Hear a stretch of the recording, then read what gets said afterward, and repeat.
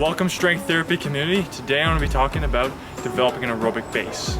This is a topic that I think doesn't get the attention that it deserves very often as strength athletes. For anyone who is chasing down the endeavors of things like weightlifting, powerlifting, CrossFit, throwing, any sort of those different endeavors that have a high demand on strength, we typically are individuals who don't enjoy aerobic type activities.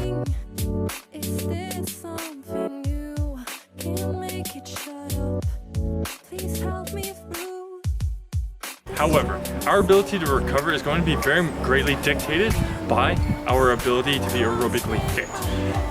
Our recovery throughout a session, so whether you are doing weightlifting and you're doing clean and jerks throughout the day or throughout your training session, your ability to recover through that session is going to be very heavily dictated by how aerobically fit you are.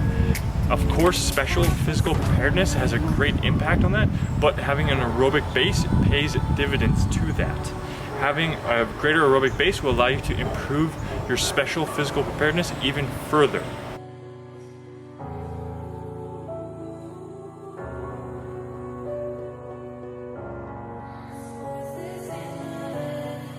Additionally, being aerobically fit is going to allow you to recover between sessions even better, so that your next bout, your next session that you have is going to be even better. We see that people who are very aerobically fit are able to go and have frequent sessions a lot easier. Whereas in contrast, those who are not as aerobically fit, they're not going to be able to, and they might be limited by the number of sessions that they can perform in a given week because of that aerobic base. Additionally, and an incredibly important factor that may not be considered as often is your just general health. Having an aerobic base is going to make sure that you generally have a very good working cardiac system. We're going to keep our heart that's very healthy. Our blood pressure will be regulated better. Our vasculature is going to work more proficiently. As well, our respiratory system is going to work a whole lot better. And having those two things functioning well is going to provide longevity so we can have an even longer training career. So today you'll see shots intermingled in of a variation of a way to build an aerobic base that I love using, just tempo intervals.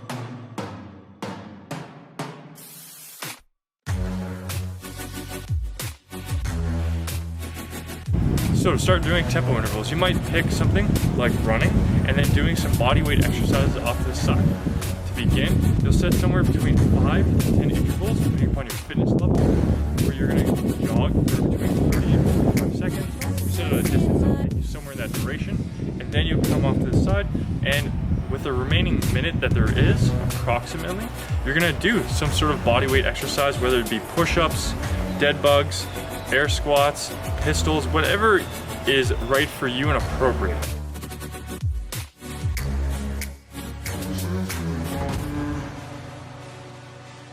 If you have some hip mobility issues, well, this is a great time to start working on some additional hip mobility.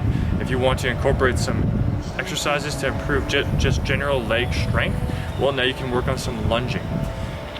After that, after you do your 5 to 10 intervals, you take a few minute breaks, so whether that's depending upon your fitness level, somewhere between 2 and 5 minutes, and then you repeat that. And you might do it for a total number of sets of 2 to 3. So you end up doing somewhere between 15 and 30 sets depending upon your fitness level. Week to week, we can progress this by increasing the number of sets that you do and increasing the total number of repetitions that you do. So if the first week you did 15 repetitions or 3 sets of 5, well, in the next week you might do 2 sets of 6 and a set of 5. So you reach that 17 rep mark, and then you add on week after week to begin improving that aerobic base.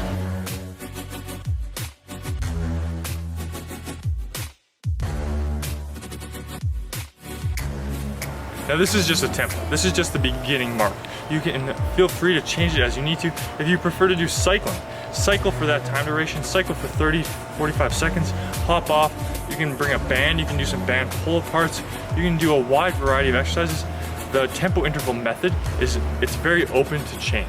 In contrast to the tempo interval method, another one that I like to have people start incorporating as a strength athlete during a very far away off season is the cardiac output method, where our goal now is to find a long duration where we can sustain a steady, relatively steady output.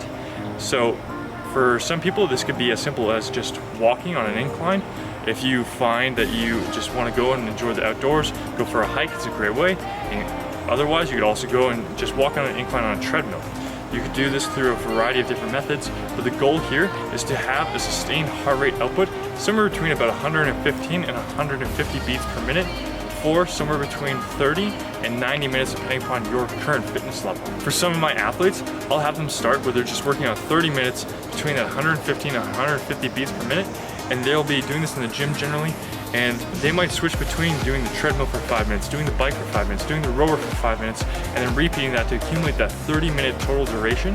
The goal here with this cardiac output method is to move around and keep that sustained output, so cardiac system pushing out that blood for that long duration period to encourage eccentric hypertrophy of the heart so that we can improve how well your heart and your cardiac system is actually working.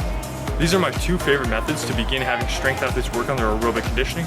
Once these two methods have really been used properly, that's when I'll then progress to more advanced variations. So in this video, I talked about how to develop your aerobic base, why it's valuable for strength athletes, and a few ways that you can do that. Hopefully you guys enjoyed the video. Thank you, strength therapy community, and I'll talk to you guys soon.